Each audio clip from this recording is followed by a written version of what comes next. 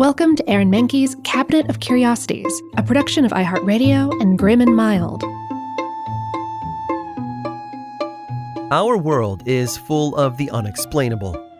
And if history is an open book, all of these amazing tales are right there on display, just waiting for us to explore. Welcome to the Cabinet of Curiosities.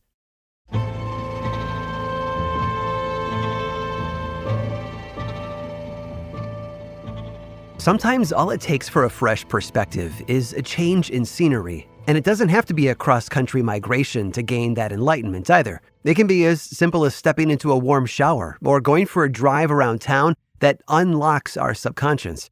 For John Batterson, though, he did need to get out of state, far from the hustle and bustle of the city to the much quieter countryside. But he had a good reason. He thought he was dying.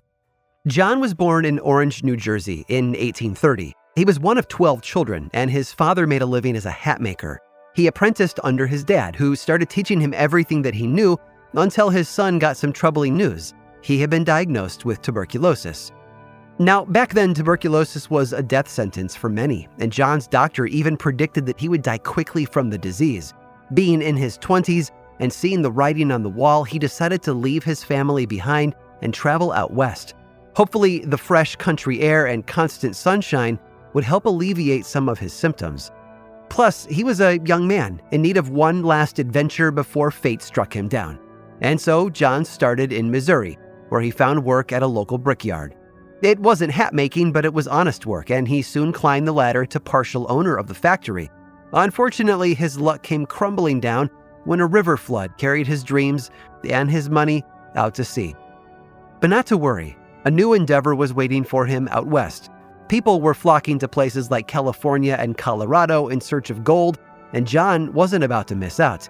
He traveled to Pikes Peak, Colorado to hopefully strike it rich and return home healthy and wealthy. But he noticed a problem with everyone's headwear. It was terrible. The de facto standard hat that people wore was a coonskin cap, much like Davy Crockett was famous for wearing. Sure, it was warm, a nice feature for gold diggers in the Colorado mountains, but that was all about it had going on for it. These hats did not hold up well in the rain, and they often smelled horrible. They also picked up fleas, and they didn't protect the wearer from the harsh western sun. So John, having been a hatter and the son of a hatter himself, knew that there had to be a better way, and so he got to work. He fashioned his new headwear from waterproof felt and designed it with a tall, rounded crown, as well as a much wider brim. One person remarked, "It kept the sun out of your eyes and off your neck. It was like an umbrella." And not only that, but some people decided that they could use the brim of the hat as a fan to either keep the wearer cool or even help start fires. John called his creation the Boss of the Plains, and it became a sensation. So much so that he eventually returned back to the East Coast to start his own company. He settled in Philadelphia, Pennsylvania, a stone's throw from his home state of New Jersey, and got to work manufacturing his new popular hats. The Boss of the Plains was only the first. Next came the Carlsbad, which featured a crease down the center of the crown. These two designs came to embody the image of the cowboy, wrangling cattle in jeans and a wide-brimmed hat. But John wasn't content changing the face of Western clothing. He also wanted to set his company apart from others in his industry in ways that benefited his workers, especially because people who worked in the hat trade often job hopped from one place to another. So he gave them benefits, such as a building and loan program to help them buy their own homes. He built a special hospital for workers and their families, and he ran a softball league that held games during work hours so that employees could go blow off some steam on Wednesday afternoons. And to make sure his customers knew when they were wearing his hats that they were made by his company, as opposed to cheap knockoffs, he had his full name embossed in gold on every headband: John B. Stetson. The name Stetson didn't just come to describe a hat made by one company. It came to define the style of the hat itself. Because if it weren't for John Stetson and his Western adventure, the world might never have gotten the cowboy hat.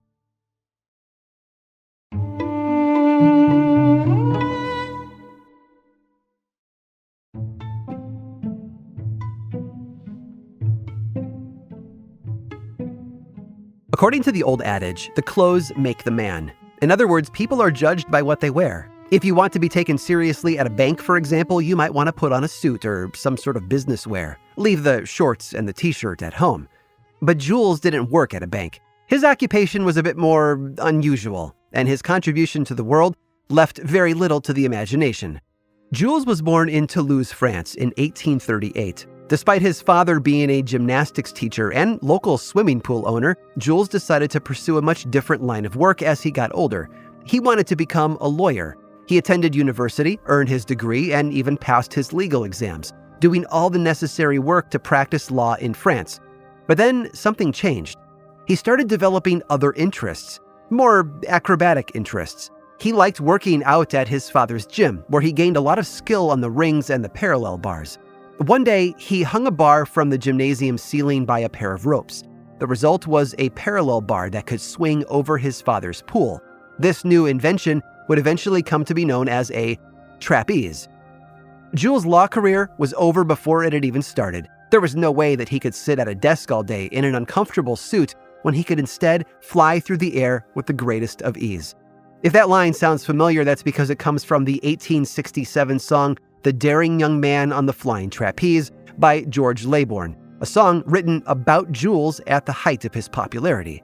You see, he became quite the celebrity after joining the Cirque Napoleon, where he debuted his flying trapeze routine on November 12th of 1859. But that wasn't the only thing he showed off. He also wore a relatively unknown piece of clothing that allowed him a wide range of motion, which he called a maillot. It was a sleeveless, tight-fitting one-piece that covered his legs down to his mid-thigh, as well as his midsection. A deep U in the front highlighted his chest, while his muscular arms could move without hindrance. And it was cinched in the middle with a tight belt. During his first performance, Jules jumped from one trapeze to another and executed a somersault in mid-air. And most daring of all, he did it all without the aid of a safety net below him. Back then, all he had to break his fall were mattresses, which were arranged on the ground under his performance area. Everyone, from the audience to his fellow circus performers, couldn't believe their eyes. Jules had seemingly done the impossible, and 2 years later, he took his show on the road to London, where he performed at the Alhambra Music Hall. His death-defying feats earned him a massive salary, about £5,000 a week by today's standards. But they didn't have him performing on a stage or in a special area of the arena. He flew from trapeze to trapeze directly over the heads of people eating their meals below. Jules became a rising star in London, where he ended up spending a lot of time over the next several years. But he didn't know that he was not long for this world. And sadly, he passed away of an infectious disease in 1870 when he was only 28 years old. Historians believe it was possibly smallpox. But don't be too sad. What Jules contributed to the world is still around today. And I'm not just talking about his song. The trapeze, for example, is still used in circus performances now. But so is his special performance garment. It took a number of years before his name became synonymous with it. But pretty soon, many other professions adopted his skin-tight outfit for their own purposes.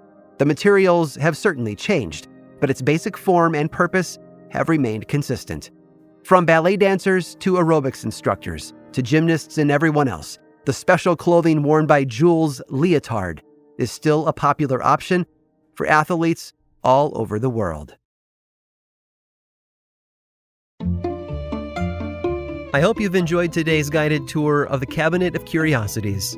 Subscribe for free on Apple Podcasts or learn more about the show by visiting curiositiespodcast.com. This show was created by me, Aaron Mahnke, in partnership with How Stuff Works. I make another award-winning show called Lore, which is a podcast, book series, and television show, and you can learn all about it over at theworldoflore.com. And until next time, stay curious.